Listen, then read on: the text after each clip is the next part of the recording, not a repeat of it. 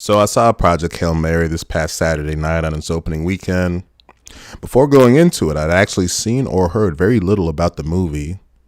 To be honest, I don't even remember seeing a trailer for this movie in theaters.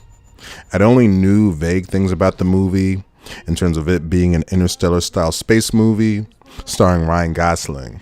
But again, I don't even remember seeing a trailer for this movie. I only had some vague imagery in my head.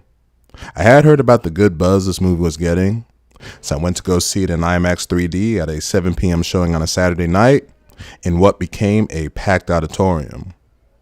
Everyone in there likely had the same mindset I did, which was with movies like this, it's either go big or go home when it comes to seeing it in a premium format, which the visuals looked absolutely stellar all the way through, and all the better watching it in IMAX. In Project Hail Mary, a science teacher finds himself alone in deep space on a mission to save the Earth. That's the vague synopsis of this movie. There is a big component of this movie that I was completely unaware of going in, which made me curious if it was featured in the trailers or other promotional material. I went back and watched the main trailer, and that component was not featured there. But watching the final trailer, it does showcase that somewhat surprise element a little bit. I don't know how much would be a spoiler and how much is not. It's going to be really tough to talk about this movie without mentioning or alluding to this component, so you've been warned. Now, based on what I'd seen about this movie, it presented itself as one of those space survival type stories, which there was a mad crave for those a decade ago, with Gravity, Interstellar, and The Martian all in consecutive years. This movie is a similar in some ways kind of story, combining the sci-fi element of Interstellar and the more personable story of The Martian. A big component that surprised me with this film was its sense of humor. I thought I was in store for 2+ hours of self-serious survival drama, but this movie had a great sense of humor to it, in a variety of ways, through the personalities, dialogue, and even the editing. It was naturally a very funny movie.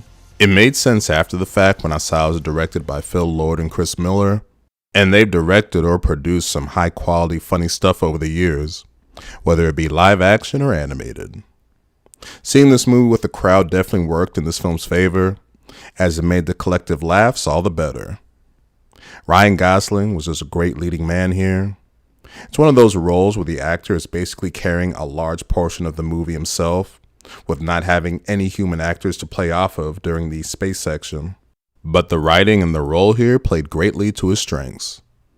Although, what the kind of name is Grace for a dude? No doubt, though, the component that will be the most memorable for this movie for many, and it was for me, was the relationship development that forms between Grace and an unexpected ally. This relationship development was absolutely beautiful. There's a lot of nice moments, great humor in how their communication evolves, and it just left me and seemingly everyone else in that auditorium just blown away. This relationship ended up being the thing I cared for most in this film, which is crazy to say about a movie where humanity faces extinction. Runtime-wise, the movie is definitely on the long side, clocking in at 2 hours and 30 minutes without credits. What helped with the pacing is how this movie has a solid back and forth between Grace's solo space mission and the flashbacks to Earth to show how this whole mission was set up, and more importantly, how the Ryan Gosling's character got involved in this crazy scenario. But the flashbacks naturally helped in terms of a better understanding of what was going on in the big picture, and more importantly, helping this movie from being too much of exhausting space-type stuff. I don't know how similar or not this is to the very recent novel this movie was based on, but it definitely worked out in this film's favor. It was absolutely incredible how this movie came together. Those are the words I felt when the movie was done. So yeah, it was a legendary movie. Had this movie come out last year, it definitely would have been in my top 2, with a real nail-biter for fighting for my number 1 spot. In other words, see this movie now.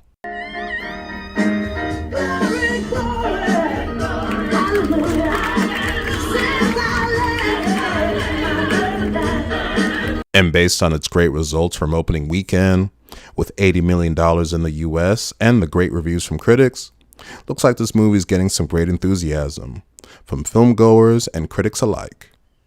So that'll do it for this review of Project Hail Mary. If you made it to the end of this video, thank you for watching.